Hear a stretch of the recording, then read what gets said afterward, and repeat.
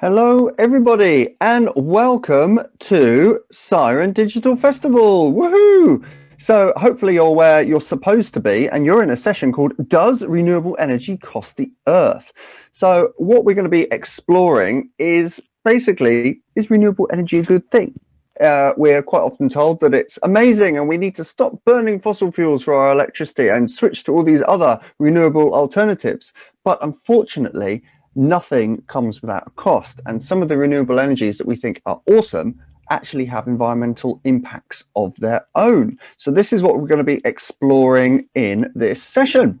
So I'm going to quickly introduce our panelists and then we can get on with stuff. So we're going to start off with introducing Inne Withouck. And Inne, if you give us a wave, that'd be great. There she is, there's Inne.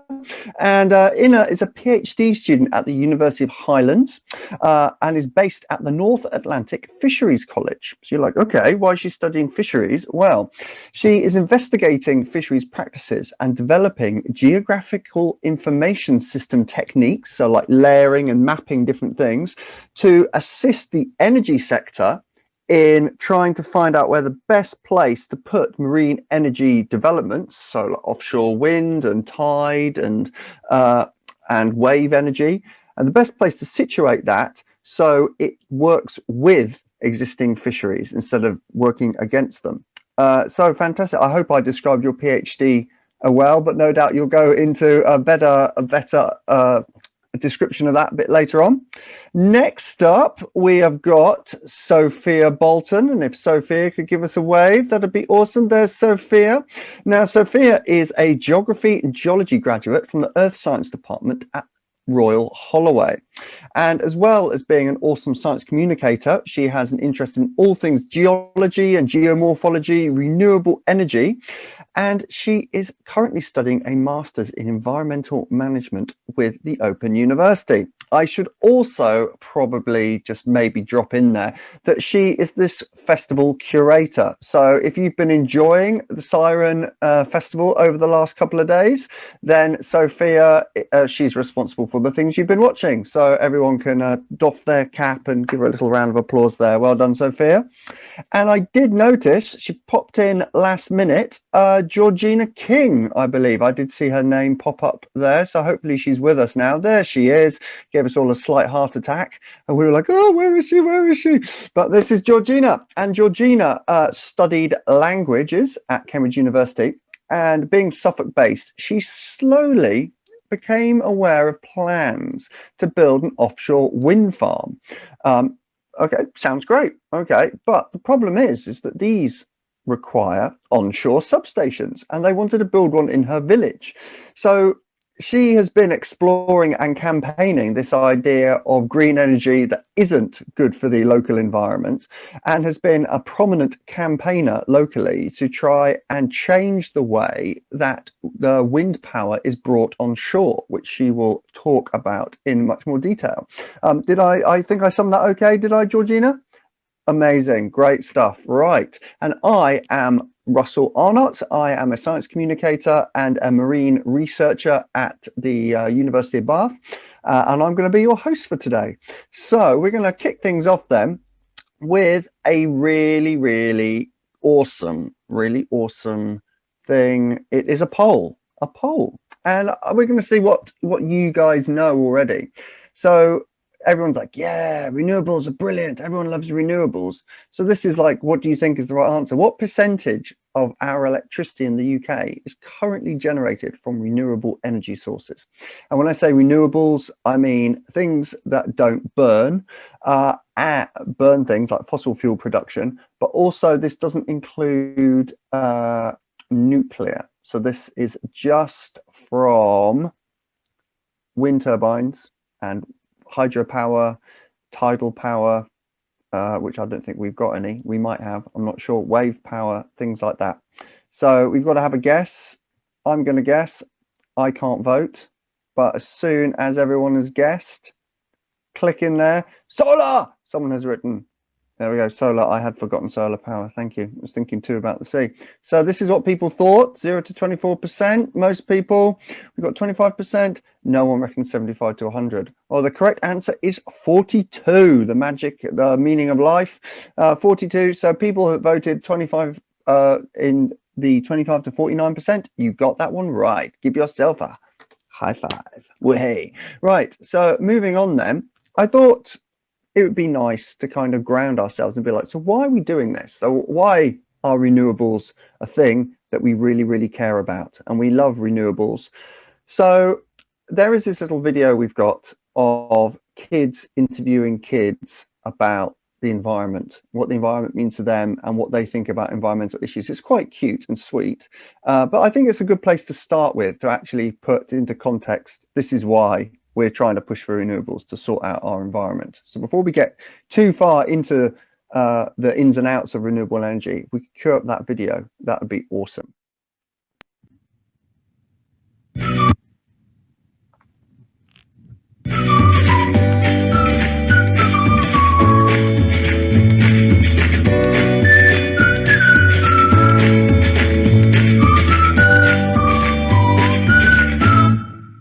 What is the best way to get our energy? So we need energy, right? What do you think the best way to get energy is? What do you mean, like ways to generate electricity? Yeah. Well, it's solar panels, because solar panels get the warmth from the heat and they make electricity with that. But you just have to store it for the day without using your lights, because otherwise you won't have any light for the Yeah, so the storage is a bit of a problem at the moment, I think. Yeah, brilliant. Okay, okay. Are you worried about the impact on the environment? Yes. Why? Because it's damaging I'm going to go one at a time. It's damaging the environment and hurting animals. Sorry, I just went over there in a while. Wait, that was pretty good. I've got because the impact on the environment can also change the way that we live our lives. Perfect. Because we may not have the greenest future in when we're older, and it's nice. It'll nice to actually have a clear sea. Yes. Are you worried about the impact on the environment? Yes. Because the seas will flood over and land will be flooded. Basically, Are you worried about your impact on the environment? What do you think you're most worried about? Probably all the plastic waste. Yeah, definitely. Yeah, we definitely do lots to prevent that, can't we? I think the biggest worry of yours is that we won't have any land to live on when we're older. yeah, definitely. we'll just have too much plastics, and the environment will die. Yeah. And then we won't have enough food. What can you do to help the environment? Recycle more. Yeah. And pick up trash that other human beings have left. You think littering's really important? No, I don't want littering. I'm glad you're listening. Okay. Yeah, perfect. I think we need to recycle. What do you think?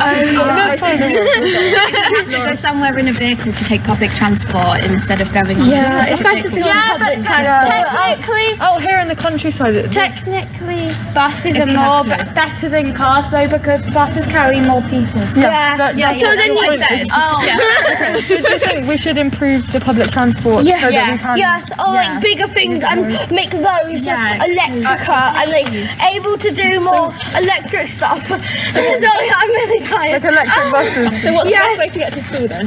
Go on the cycle. Yeah. No, cycle. Oh, I thought you said recycle our way to school. Right. What can you do to help the environment? Stop littering. Stop littering. Anything else? And try to use environmentally friendly electricity. Yeah. Okay. What can you do to help the environment? Use as much plastic. Yeah, definitely. Do you think that's the most important way? How many? Like, don't use as much like gases and like energy. Yeah, definitely. Wonderful, that's a great answer. Do you think you do that in your everyday life? 5, 6, Do you 7, 8, 9, 10. Do you think you use a lot of plastic or not very much? That's good.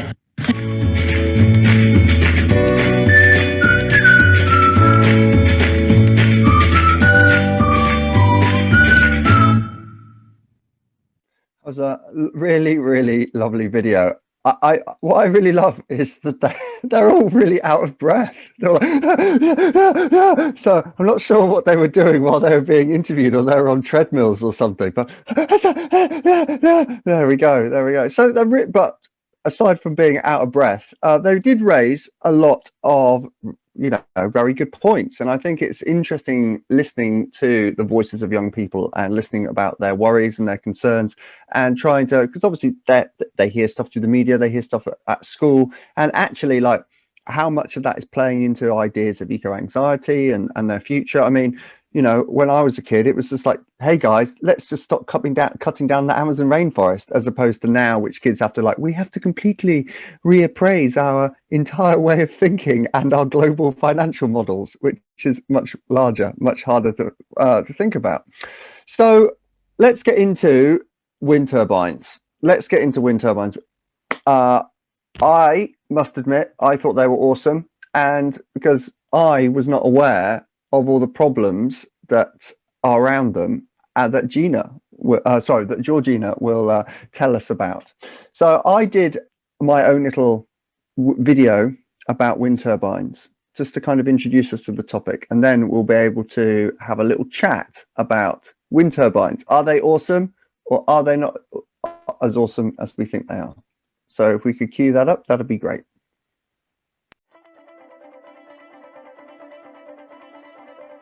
Wind energy is a great way to generate never-ending electricity without producing any harmful greenhouse gases. But can wind turbines also be bad for the environment? Humans have harnessed the power of wind for thousands of years, but it's only in the last 130 years that we've been able to use it to generate electricity. In 1887, Scottish engineer James Blythe designed and built the world's first wind turbine and used it to power his holiday cottage. Since then, vast wind turbines have been popping up all over the place on land and offshore. Wind power currently produces around 20% or a fifth of our total electricity, and this month the government announced ambitious plans to power all of the UK using wind power by 2030. Clearly, this is excellent news. After all, wind turbines don't produce any carbon dioxide while they generate electricity, so they don't contribute to climate change. And as long as the sun shines, there's going to be wind on Earth, which means that this energy resource is 100% renewable. Unlike our finite supply of fossil fuels, we're never going to run out of wind. But are wind turbines harmful to wildlife? Before a wind farm is built, teams of ecologists carry out an environmental impact assessment to check there's no rare or endangered species in the area. While the wind farm is being built, it's obviously disruptive. As well as destroying the seabed, it creates a lot of underwater noise pollution and really impacts water quality. But once the array is built, it actually benefits sea creatures. As boats aren't allowed around the turbines, it offers a safe haven for fish and porpoises, as well as providing a habitat for mussels, crabs and anemones, increasing the overall biodiversity of the area. And research shows the turbines have hardly any impact on seabirds too. Herring gulls are unaffected by them, while cormorants simply avoid them. So, is wind power the answer to all our problems? Unfortunately, in our rush to reduce carbon emissions, we may have overlooked a few things. It takes a lot of resources to make a wind turbine. They need to be mined and then extracted, which damages vast areas of land and gives off loads of greenhouse gases. Each turbine also uses around a ton of rare earth metals, some of which are obtained by deep sea mining. And then there's the turbine blades themselves. While the metals in the shaft can be recycled, the blades are made from fiberglass, which makes them really difficult to recycle. At present, old blades are just buried in the ground, which adds 400 million tonnes of waste to our landfills every year. Out of sight, out of mind. The good news is that we're recognising this shortfall and are adapting. As well as coming up with innovative ways of repurposing old blades, we're also discovering ways to recycle blades, allowing us to turn them into virtually anything. But then there's the onshore impact of offshore wind farms. So if a wind farm is remote, which they tend to be, we currently have to dig up our countryside and our farmland and our woodland habitats to bury massive cables to get the electricity to the national grid. Instead, we could feed the electricity that's generated offshore into a modular offshore substation, which uses less cabling and has much less impact on the environment. These systems are already in use across Europe, so we should definitely be using them more here. The key thing to remember is it's up to all of us to curb our electricity use. Generating electricity always has some negative impact, so being more mindful about how much electricity we're using will help us beat climate change. So there we go, started to touch on some of those ideas. So let's start off then with Inne. How great are wind turbines? Hey, well, yeah, over the past few years, I've learned a lot about wind turbines and also about how they're becoming more and more efficient as well. So that you need less of them to produce as much energy when, for example, they're bigger. But what I also learned is that there's a lot that we still don't know about their effects, also because it's the first time that, well, okay, it's been happening for a while, but yeah, even a decade doesn't tell us that much about the impact it has on the, for example, the marine species. But a lot of research is being done about it. So yeah, that's helping for us to know more about how it's interacting with the environment. Yeah. Okay, so from what my understanding is that, as I mentioned in that video, as soon as while the turbines are being installed, they're quite bad for the environment. But then what happens once they're kind of up and the array is established, because fishing boats aren't allowed to go in amongst it all, it's kind of like a no-take area. And so the benefits in terms of the creatures that are able to kind of use it as a bit of a haven is good. So I mean, is that a correct understanding of that? I don't know. Yeah. Also, I did a bit of reading again on Friday to look up at what the scientists in this field are saying, the synthesis of the science sort of about this no-take zone, and it helps, but it's not the same as having a marine protected area, because in a marine protected area you choose an area that, if you protect it, has would be effective. So it's not as effective as a marine protected area that you choose to protect, because now it's just more like, oh, there's wind turbines and it's no-take zone. So yeah, so it's not the same, but it is positive. But what I also learned is that even though it's a safe area, and because fishers can't fish there, that it might become that more predators get attracted to these turbines, so that the fish that doesn't get fished then maybe gets eaten by a predator. So I don't know if that's a good thing or a bad thing, but that is something that people are also looking at.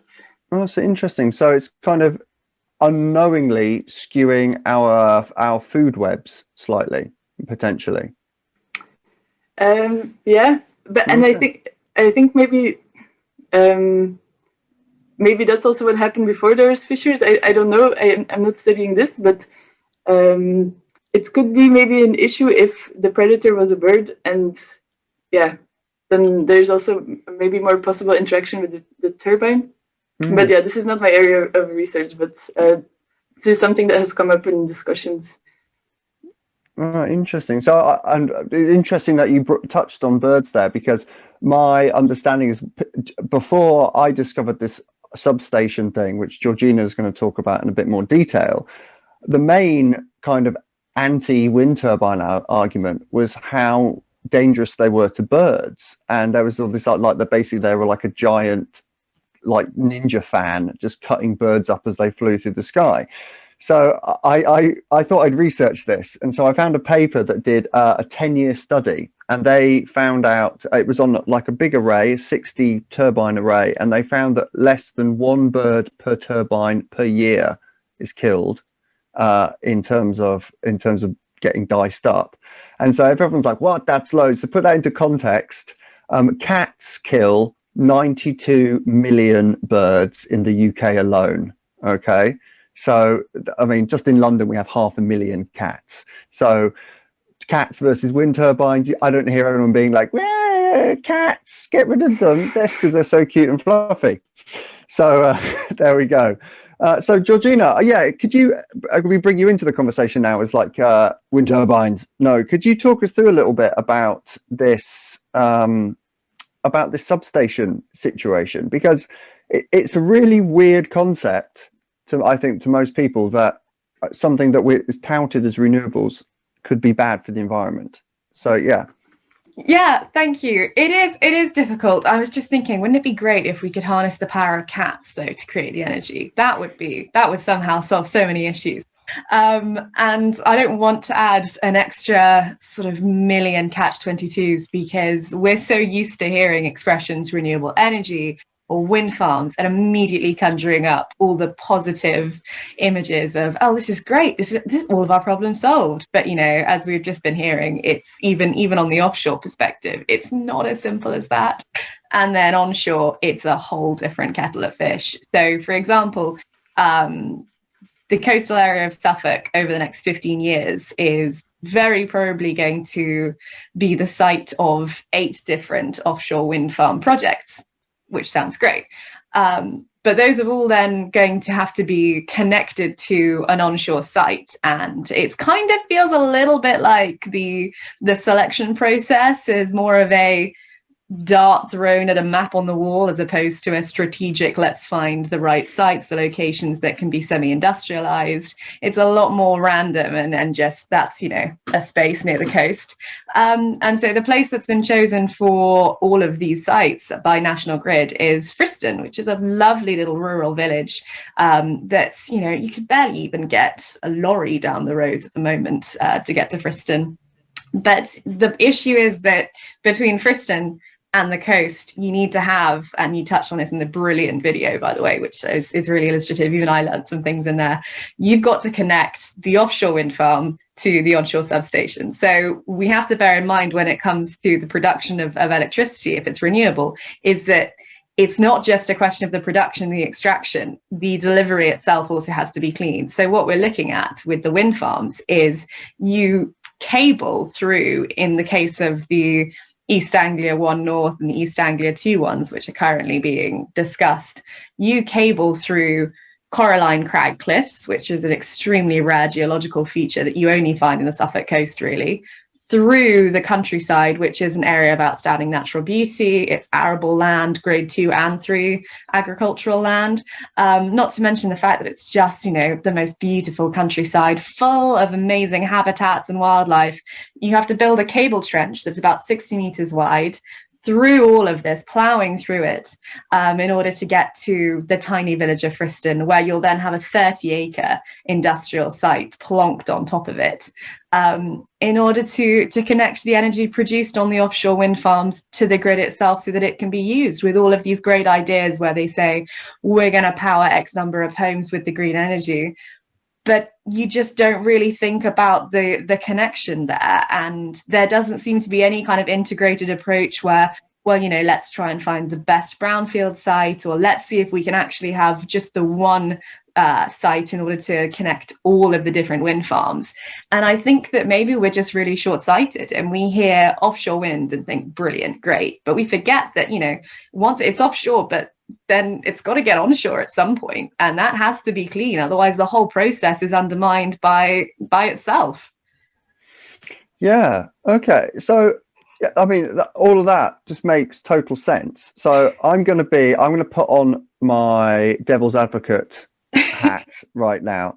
So I'm Mr. Wind Farm Builder, and surely it's not, I don't want to be spending loads of money having to cable and dig this giant trench and this substation. So is it laziness? Is it that we just haven't adopted this technology of the offshore substations? Or is it literally a case of that where in the North Sea, where these wind farms are being proposed, that's just a completely, like you were saying, like throwing darts on a map, and they could be moved to a better place? So, well, it's a really interesting perspective, and you know, I'd love to talk to Mr. Wind Farm owner and get his perspective on the matter. He'd be really handy to have on speed dial. But I think that the issue is not so much the question of why aren't we adopting modular offshore grids like Germany and any number of other European countries, where it's all concentrated offshore, and then you have one site, you know, made sort of hub and spoke perspective, where it goes into one estuary, and that's, you know, it's a huge industrial site, and that's where the grid is, or the connection to the grid rather. I think the issue really at the heart of this is it's not a laziness, and it's not, you know, we deliberately don't want to be clean. We want to make this a dirty process to make green energy. It's a question, in my opinion, of companies not being incentivized in the first place, because you have private energy firms who compete amongst themselves to vie for these connection sites. And I think that part of the issue is that there isn't a national strategy. So there's no motivation. If I'm Mr. green energy provider, you know, thinking about any number of the energy firms, you know, like Scottish Power Renewables, for example, I don't have any incentive to think, okay, let's try and have an integrated approach. I'm going to talk to, you know, X wind farm owner down the road, and we'll see if we can have just the one substation for both of our productions, or no, deliveries rather. It's so much more complicated because we don't have I think we just don't have a nationalized green energy production system at the moment. It's just all individual companies thinking they don't actually have any motivation. They're not incentivized in the way that makes sense to us. There's no integrated shared delivery approach, and I think that's the problem. That's really interesting, because obviously we were the first country in the world to have a national grid. And prior to having a national grid, each separate area had its own power station that ran a certain voltage, a certain frequency, and had different plugs. So if you bought a hairdryer in Manchester, that same hairdryer you wouldn't even be able to plug it in, let alone even if you did put a new plug on it, it would explode if you took it to another city, or just wouldn't work. So it seems ridiculous that 100 years ago we were able to standardize electricity, and now we're in a situation where we're supposed to be able to communicate better, but we're in a situation where people aren't working together because of market forces that have been put in place. Oh, it is. It's totally maddening. And you think of National Grid and you think to yourself, oh, well, that's great. That's a national entity. But it isn't. It's privately owned, and it's mostly privately owned by American hedge funds. You know, it's not as embedded as you imagine it to be, but we're used to thinking of it that way. You know, you hear national and you think, oh, brilliant. That sounds, you know, there's got to be an approach there. There's got to be a strategic system where we're looking at the bigger picture and not sort of piecemeal. Kind of imagine it like spaghetti just dropped across the country where everything's just random and cutting across.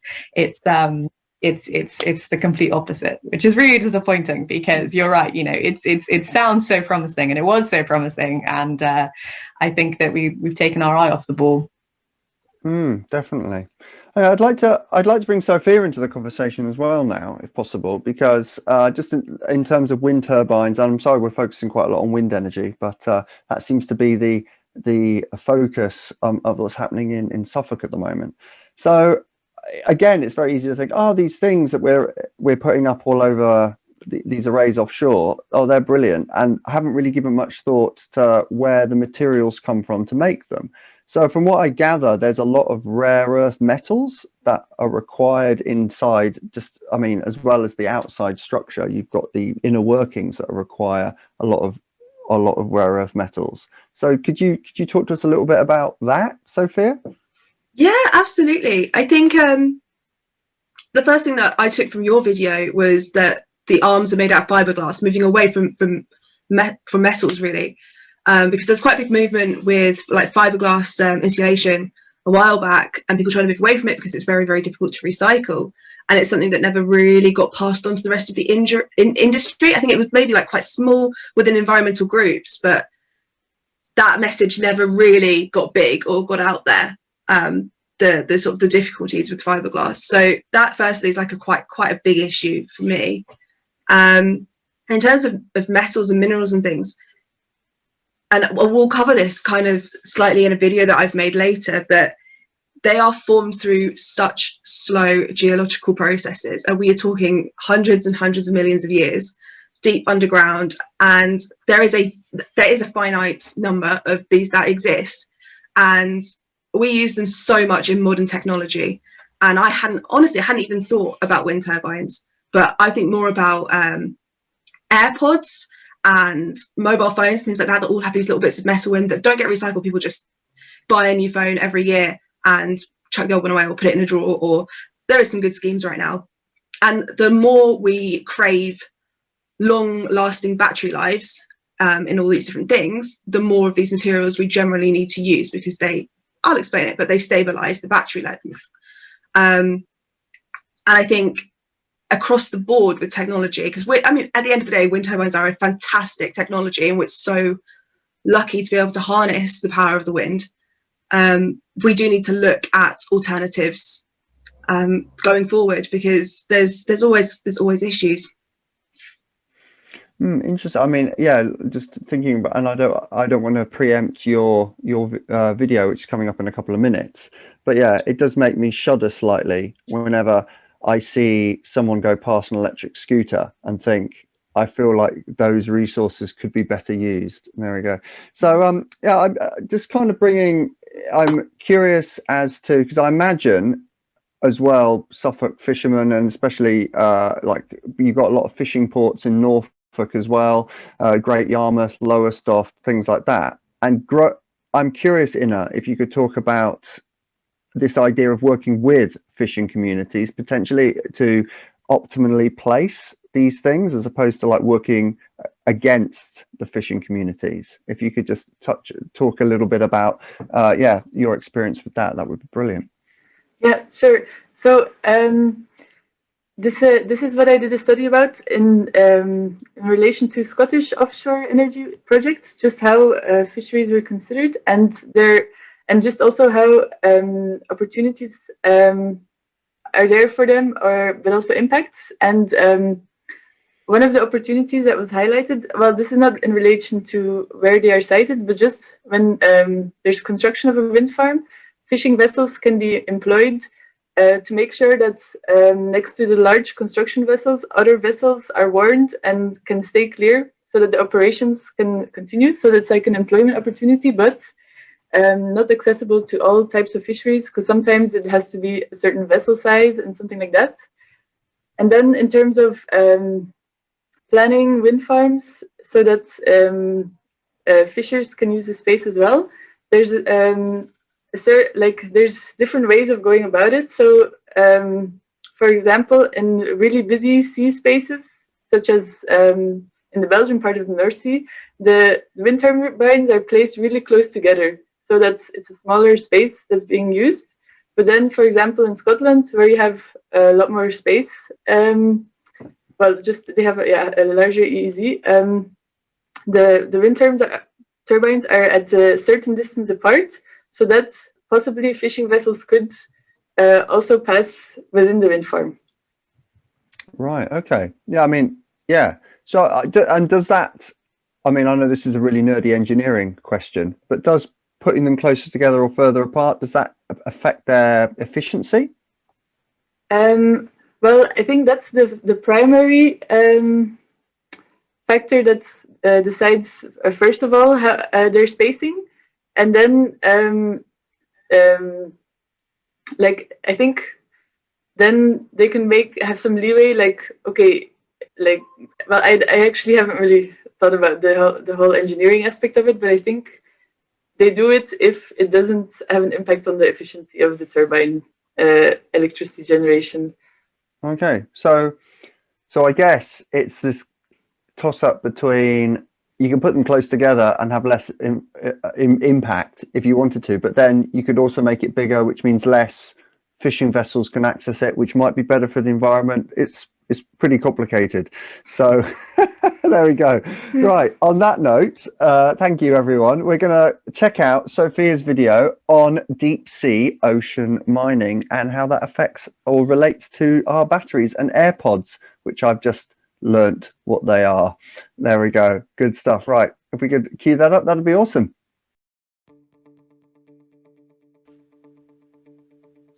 Hi everyone, I'm Sophia and I am your local Albury geology nerd. Geology rocks. Today let's talk about deep sea mining, its connection with electric cars, and how electric cars might be damaging our sea floor. Sounds a bit mental. They're not driving along it, I promise. We'll find out, Roll VT. Electric cars are powered on electricity. Yeah, no way to fear. Unlike other cars, which run on petrol or diesel, the difference is that petrol's a fuel that stores energy, whereas electricity is a secondary fuel. So there's pure energy harnessed from the environment and it needs to be stored in a vehicle some way. This is one of the biggest issues that we see with renewable energy. Wind, solar, wave, they're all intermittent energy sources. We can only get energy from them when the wind is blowing or the sun is shining, unlike fossil fuel energy sources, which are a continuous source of power as we burn them. So to ensure we have a consistent energy source, we need to be able to store this energy for when it's needed. It's actually super hard to store energy, especially when you need it to power a moving vehicle. But there are a couple of options. Hydrogen is one of these, and it can be utilised in vehicles in the form of fuel cells. These allow oxygen and hydrogen to combine, producing water and releasing energy. However, hydrogen is highly explosive and it does make it quite risky to store it in your car. The other option is batteries. A battery stores chemical energy and it converts it to electrical energy. The chemical reactions in a battery involve a flow of electrons from one material electrode to another through an external circuit. The flow of electrons provides an electric current that can be used to do work. But what's actually in a battery? Well, a bunch of metals, but most importantly right now, and for the purposes of this video, cobalt. Cobalt? Cobalt. This is a scarce, toxic and lustrous mineral that's found in the negatively charged electrode or cathode of almost all lithium-ion batteries used today, but the material plays a crucial role in stabilising batteries and boosting the amount of energy they can store, which is especially important in things like AirPods, phone batteries and, you guessed it, electric cars. Now, I just mentioned that cobalt's a scarce mineral, but it is found abundantly in rocks on the sea floor. You see my thinking now. But how do we get it from the sea floor? So let's learn more about deep sea mining. Deep sea mining is the process of retrieving mineral deposits from the deep sea floor. This is the area of the ocean below 200 metres, which covers 65% of the Earth's surface. As the deep sea remains understudied and poorly understood, there are many gaps in our knowledge of its biodiversity and ecosystems. This makes it really difficult for us to thoroughly assess the potential impacts and put in adequate safeguards to protect marine environments. It's probably worth saying at this point that deep sea mining hasn't started yet. It's just something that companies are exploring as an economically viable option for mineral extraction. But that doesn't mean that it's not going to be a risk to our oceans in the future. So what are some of the potential impacts of deep sea mining? Well, firstly, the process would involve scraping the ocean floor with machines, which can alter or destroy deep sea habitats and cause loss of species, fragmentation, loss of ecosystems and function. This disturbance to the sea floor would have a huge impact on many species, as so many on the deep sea are endemic, meaning they do not occur anywhere else on the planet. In addition to this, some forms of deep sea mining will stir up fine sediments that sit on the sea floor, for example silt and clay, and these will contain the remains of microorganisms. This will create sediment plumes. That's plumes of suspended particles. These might disperse far beyond the mining area and then resettle on top of or inside of other animals, causing impacts to the ecosystem. In addition, things like noise, vibration and light pollution caused by mining equipment could have a really big impact on species such as whales, tuna and sharks.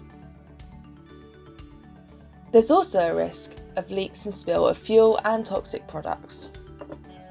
Ultimately, a better understanding of our deep sea is necessary in order to guide the mitigation strategies and proper enforce regulations in order to limit the environmental impacts of these activities. We need more environmental impact assessments, more baseline studies, and enhanced regulation. Ultimately, circular economy is the answer, as the repair, recycling and reuse of products should be encouraged to help reduce the demand for the raw materials, therefore meaning we don't need to mine the deep sea in the first place. And there you have it, guys. That's how electric cars could potentially have an impact on our deep ocean floors in future, and also why not everything to do with renewable energy is environmental. I've been Sophia, your local geology nerd. I should probably grab the rocks. Where did I put them? Come here, rocks. Gone. I've been Sophia, your local geology nerd. Thanks for listening. Enjoy the rest of the live stream. I love that you have pet rocks. And my main takeaway from that video was that puppies clearly are destroying coral reefs. I can't believe that. All these robo puppies that we've now started to make. There we go. So I guess what is interesting about this is we're being forced upon us and pushed, and this is a great idea, the electrification of everything. And it's like, great, oh, it's fine if I have an electric car, that's fine, that completely absolves me and I can just drive anywhere and it's fine. I don't have to worry about my conscience or my environmental impact anymore because I have an electric car that doesn't use petrol. So sorry, my phone is going nuts. So what I'd like to do is be quiet. Sorry about that. That was very unprofessional. It won't be quiet. I'm hiding it. Right. What I'd like to do then, I'm going to be devil's advocate again here, because obviously everyone here is like, yeah, let's do this. Is just going electric and using batteries and things, is that the least bad option? What's our alternative to keep on doing fossil fuel stuff? Sophia, you can go first. I think that there was a statistic in your video earlier that said the UK wants to go entirely based on wind power by 2030. And as great as that is, I don't think that's the answer. I think the answer is diversifying where our energy comes from. The more we diversify, the more consistent we have energy power. Like we just said in that last video, right now we don't really have suitable ways of storing energy.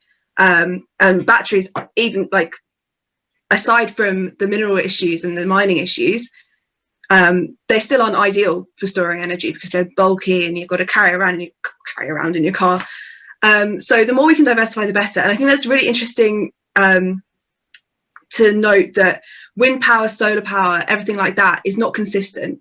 So if you don't have a consistent energy source and you don't have any way to store it, you don't have energy consistently going to people's houses. So it's not, you can't necessarily fix all our problems with just renewable energy sometimes. It's better to have as many different types of energy as possible.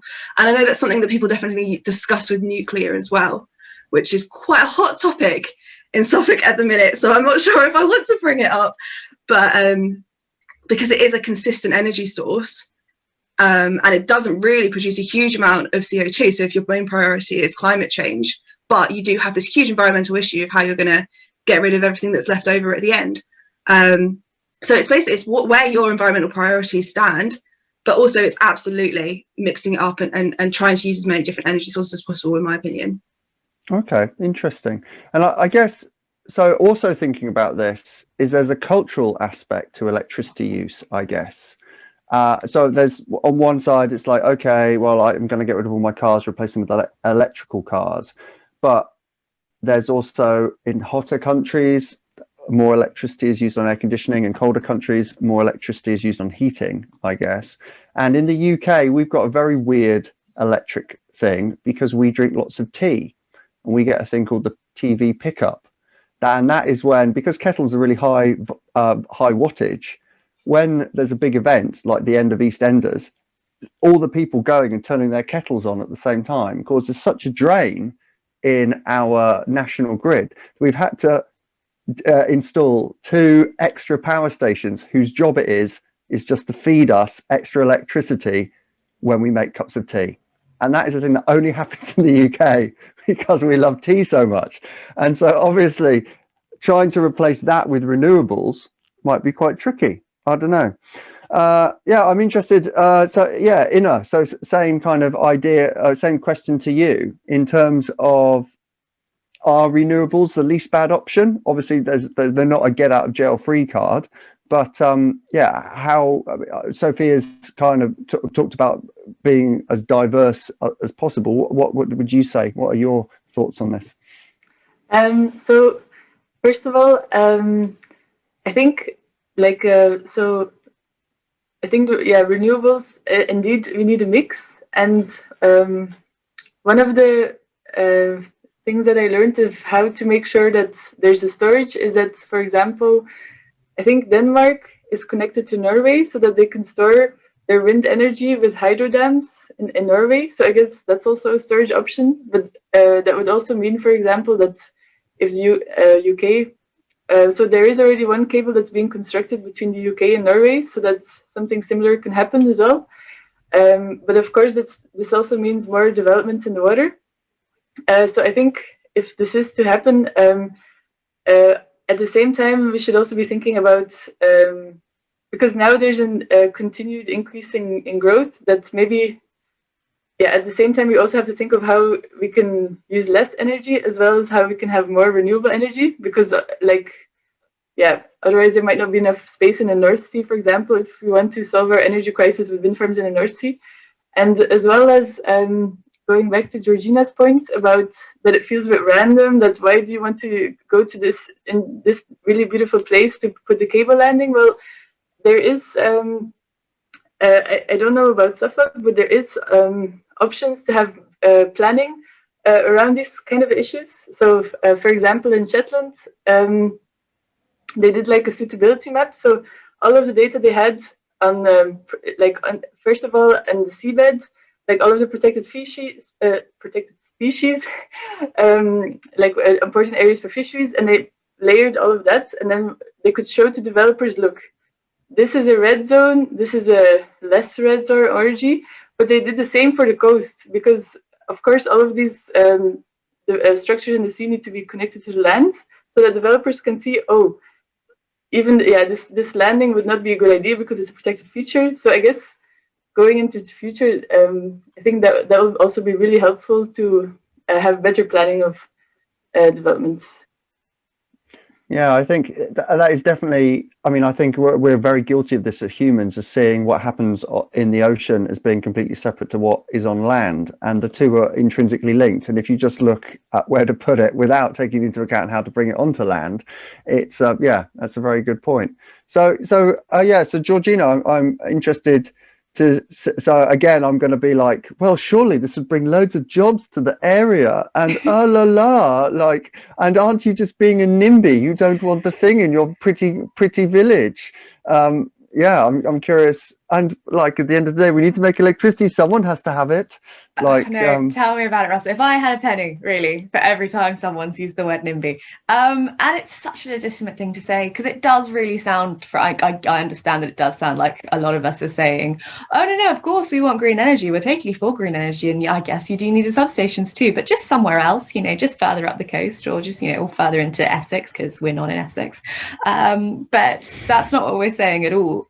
It's just that, I mean, there are a couple of spaces in Suffolk, for example, like Bramford, or you know, I'm not going to go into them because I get too exercised about the whole thing. But you're right, it does sound like we're saying that we don't want the green energy at all, or we do, but just not where we live.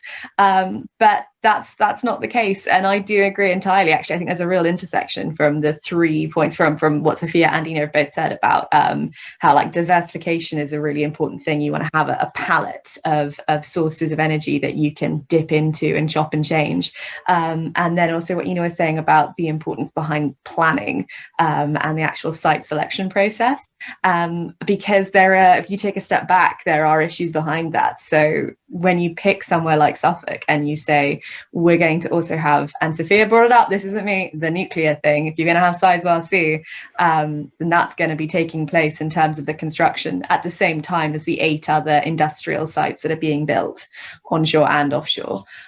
What you're doing is just clogging the highways and the roads with lorries, and they're all producing tropospheric ozone precursors, and you know, they're damaging the areas, but also, you know, that's stopping tourists coming because it doesn't become a nice hotspot for anyone to come and enjoy the area.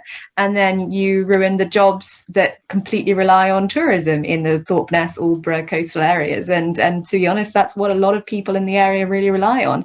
So, you know, bring jobs to build the farms, yeah, sure, or the substations, but they're not jobs that are going to stay. And they're also generally, in the case of Scottish Power Renewables, for example, building the site at Friston, they're workers that are shipped in, they come, they build it, and then they leave again. So they're not tourists, you know, they're not going to be going to the restaurants or going to the cafes and supporting local business. It doesn't create jobs in the sense that you want it to. It's a bit more insidious. So there are so many layers behind it. You feel like you peel something back and you see, oh gosh, you know, and then there's the knock-on effect of everything. So I think that diversification is definitely the hot topic here. Interesting. Okay, so I guess another kind of thing that's underpinning all this is as we head into an electric future away from fossil fuels, our energy demands per capita, I think, vary, but they're generally increasing across, like, per capita. And I'd need to look at some information about this, because there's this idea that as we no longer have now we've got energy efficient light bulbs and things. So you'd think that our energy use would be had peaked, you know, 10 years ago and is now coming down per capita. But obviously, as population grows and various other things happen, if our energy demands keep going up and up and up, we can't just keep on building wind turbines until they cover the entire planet. So is the fundamental thing not only what we've discussed here, having better like transparency regulation regarding green industries, but actually trying to get people to not drive around on electric scooters and be and that kind of thing? Is that part of the solution, to reduce our energy consumption as well as how the energy is made? I don't know if that was aimed at someone in particular, but I'm just gonna jump in with what I think. I think that it is fascinating. You're so right. This is the cultural elements that are involved, and that actually it's really hard to get people to look at living in their lives in a new way, because we're so used to being indulged into doing whatever we want whenever we want to. And there is, and I'm only going to push this a little bit because I do work in finance, but there are things that are huge that we don't really think about. Like, for example, there was this really fascinating Finnish study that was carried out last year that said that, I don't want to get this wrong, that changing where your money is invested in terms of what funds you go for, or who you use with your money, what bank you might use, is actually 27 times more effective at reducing your carbon footprint than going vegan, flying less, and using less water combined. So we think, I mean, there's macro and there's the opposite of macro is micro. Thank you. And micro things that we can do, and from, you know, the micro scale is the sort of personal habits and the cultural elements that I think you're right. We could. There's a certain onus that's on us, but we should need to take ourselves in hand more and adapt what we do. But then on a macro scale, there are things where, you know, you need to look at where your money goes and who you finance and what the bodies you use actually, are they accountable? Are they responsible? I think accountability and responsibility is something that we are lacking big time in terms of government strategy for the green energy rollout. But then also, when we look at ourselves and how much we actually know about where our money goes on a day-to-day basis. Yeah, no, I think that's really good. Definitely. And that's an amazing statistic, that changing where your money is invested. It's 27%. Amazing. Just really quickly, because we haven't got much time, but I'd really, really love to hear, and I know that Inne has shared and with some other people who are chatting away, something about degrowth. Could you talk about degrowth really quickly? So I'm not really an expert in what degrowth is, but I watched this video to learn it. So it's I'll try and explain it. Basically, now we're running in a system that's based on capitalism and GDP, but an increase in GDP doesn't necessarily mean an increase in welfare. So degrowth is looking at how to moving away from a growth model to something that's more sustainable, but also improving welfare.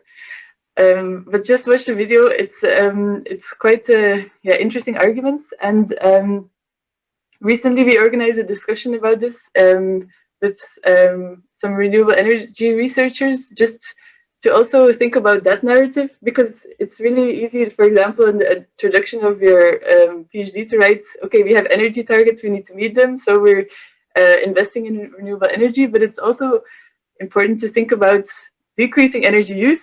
And as Georgina says, that's kind of a harder discussion to have because we're so used to our lifestyles, but probably also a necessary one. Yeah, definitely. Well, yeah, a really good point that so much of like how well we're doing is based on GDP, and other countries like Bhutan that have the happiness index, for example, as a welfare indicator is much better. Yeah, so everyone go and search what degrowth is. So we're coming up towards the end. So we have got a video now really quickly from Felix. It's entitled Beach Waves. Let's check out some waves.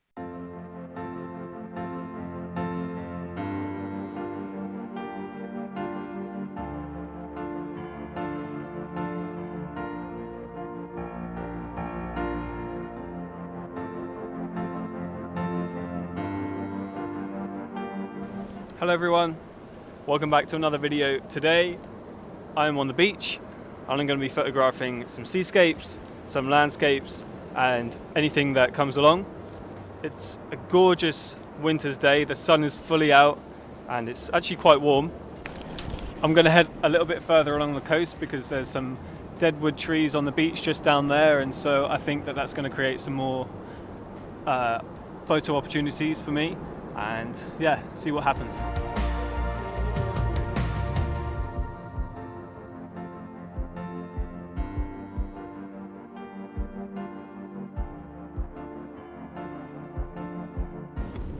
I don't know if you can see behind me, but there's this river that's running through all the way to the sea, and it's not usually here, but because it's been raining so much recently, there's just so much excess water that's coming off the land. It's created this whole river system that's basically just flowing straight into the sea, and I think I'm going to try and photograph it.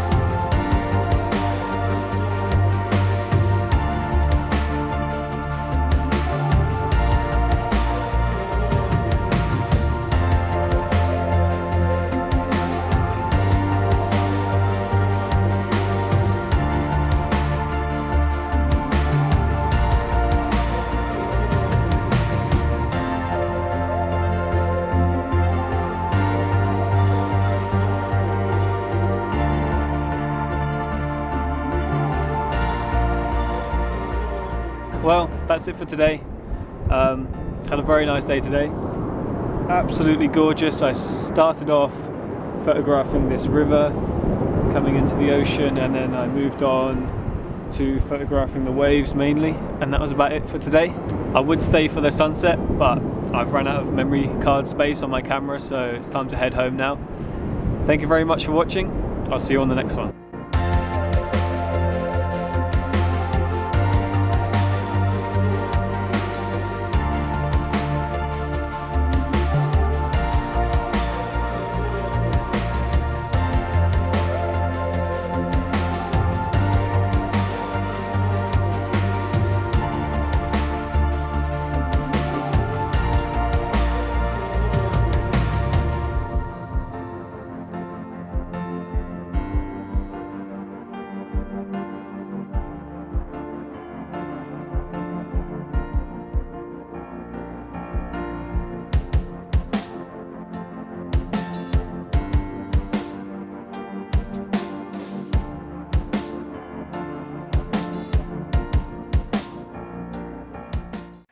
Amazing video. It just made me really want to get out there and be on the coast. It looked lovely. I was just secretly hoping every time that one of those waves come in, I was like, get him, get him, get him. It never quite got him. And I should also add, I'm guessing that wasn't a makeup brush that he just goes everywhere with. That's probably his microphone. But yeah, there we go. And that kind of brings us to an end. And to wrap up, I would like to bring Zoe in to introduce the last session, which is coming up. Yeah, so for our last session of Siren Digital, we have Should the Music Industry Be More Environmental? The tickets are over on Eventbrite. There should be a link in the chat somewhere, if not on our social media, at It's Siren Calling. So musicians and festivals are often at the forefront of discussions around sustainability, but their own environmental impact are often significant. Join music industry professionals, environmental activists and music lovers in this free Zoom session featuring a performance from the amazing Kitty Got Claws to round up our festival. Sign up to our mailing list to hear what we're going to do next, and make sure to go follow us on Facebook, Instagram and Twitter at It's Siren Calling. Any more questions, feel free to tweet us using the hashtag Siren Digital or DM us on Instagram. And yeah, we'll get back to you and carry on the discussion over there. Fantastic. Oh, last one. There we go. Well, I'd like to say thank you ever so much to our amazing panelists. I'd like to thank Georgina for your passion and educating us about what's going on, that green energy isn't as green as we think. I'd like to thank Inne for bringing her PhD expertise and her fisheries knowledge to the table. I'd like to thank Sophia for the awesome video and for organising this festival and for showing us how massively nerdy you are cuddling your pet rocks. So high five, everyone. Thanks ever so much. You're all awesome. And let's tune in at 6 o'clock for the last one. See you in an hour. Thank you ever so much, everyone.